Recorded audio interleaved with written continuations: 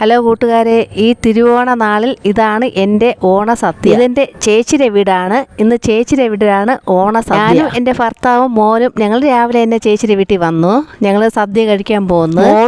മോളെ ഭർത്താവും കുഞ്ഞും നാളെ വരും. നാളെ അവർക്ക് വേണ്ടി വീണ്ടും സദ്യ വയ്ക്കും. കറികളെല്ലാം എത്തി. ഇനി സദ്യ കഴിച്ചു തുടങ്ങാം. പപ്പടവും ചോറും പരിപ്പും കൂടി ഒന്ന് കുഴച്ച് നമുക്കൊന്ന് കഴിച്ചു നോക്കാം. ആദ്യം ഒന്ന് കഴിച്ചു നോക്കിയപ്പോൾ തന്നെ അടിപൊളി സൂപ്പർ. ബാക്കി കറി കൂടി നമുക്ക് ടേസ്റ്റ് ചെയ്ത് നോക്കാം. അതിന് അവിയലാണ് എടുത്തത്. അവിയലെടുത്ത് ചോറ് കുഴച്ച് കഴിച്ചു നോക്കിയപ്പോൾ അതും അടിപൊളി. പിന്നെ ഞാൻ എല്ലാത്തിനും കുറേശ്ശെ എടുത്ത് കഴിച്ചു നോക്കി. ഒന്നും പറയാനില്ല, അടിപൊളി. പിന്നാലെ ഞാൻ എല്ലാ കറിയും കഴിച്ചു നോക്കി, അടിപൊളി, ഒന്നും പറയാനില്ല. പ്രത്യേകിച്ചും അച്ചാറിൻ്റെ രുചിയെല്ലാം എടുത്ത് പറയാനുള്ളതാണ്, അടിപൊളി. അതിൽ ഒന്നും പറയാനില്ല. ഈ ഓണം ഒന്നും പറയാനില്ല. ചേച്ചിയും കുടുംബവും അടിപൊളി സദ്യയാണ് ഞങ്ങൾക്ക് ഒരുക്കിയത്. അതുകൊണ്ട് നിമിഷ നേരം കൊണ്ട് തന്നെ എൻ്റെ ഇല കാലിയായി. കണ്ടില്ലേ, ഞാനെല്ലാം നന്നായിട്ട് കഴിച്ചു.